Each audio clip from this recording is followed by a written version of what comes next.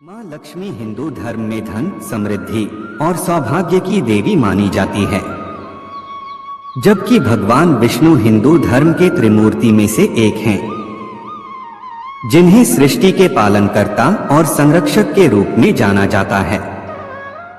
माँ लक्ष्मी हिंदू पौराणिक कथाओं में अद्वितीय देवी हैं, जो समृद्धि, धन और सौभाग्य की प्रतिष्ठा की धारिणी हैं। एक कथा के अनुसार एक बार मां लक्ष्मी ने देवताओं के साथ समुद्र मंथन किया। इस प्रक्रिया में उन्हें विष्णु ने अपनी पत्नी के रूप में स्थान दिया। मंथन के परिणाम स्वरूप मां लक्ष्मी ने धन और समृद्धि की वरदान दी। भगवान विष्णु ने उसे उसकी आज्ञा के अनुसार अपनी पत्नी के रूप में स्थान देने के लिए प्रतिज्ञा की थी, और वे इस प्रतिज्ञा को पूरा करने के लिए समुद्र मंथन की कहानी में उपस्थित थे। पौराणिक कथा के अनुसार भगवान विष्णु और मां लक्ष्मी के बेटे का नाम एकवीर है। हालांकि जब हरिवर्मा नामक राजा ने भगवान विष्णु के जैसे पुत्र की प्राप्ति के लिए घोर तपस्या की, तब तपस्या से प्रसन्न होकर भगवान विष्णु और मां लक्ष्मी ने राजा को अपने पुत्र एकवीर को सौंप दिया था। राजा हरिवर्मा ने एकवीर को पालन पोषण, बहुर प्यार और संस्कारों से किया और बाद में अपना सारा राजपाट एकवीर को सौंप दिया।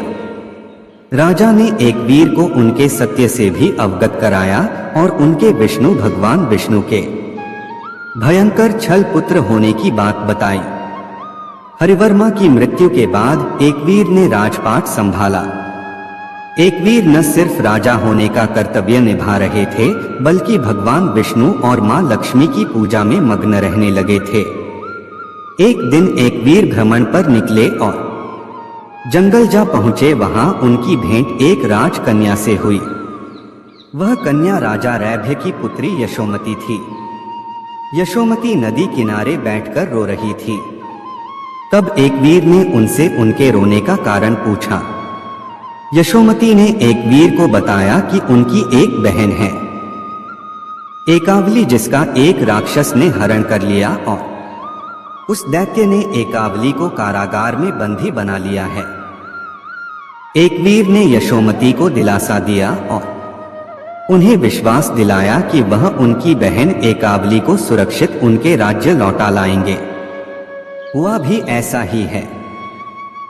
विष्णु पुत्र का तेज और साहस भी भगवान विष्णु के समान ही था, तो उन्होंने क्षण भर में ही दैत्य को पराजित कर दिया।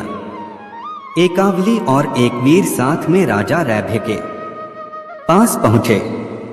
राजा रैभ्य को जैसे ही पता चला कि एकवीर एकावली को साथ लेकर राज्य में लौट आए हैं, उन्होंने उनका जोरों शोरों से स्वागत किया।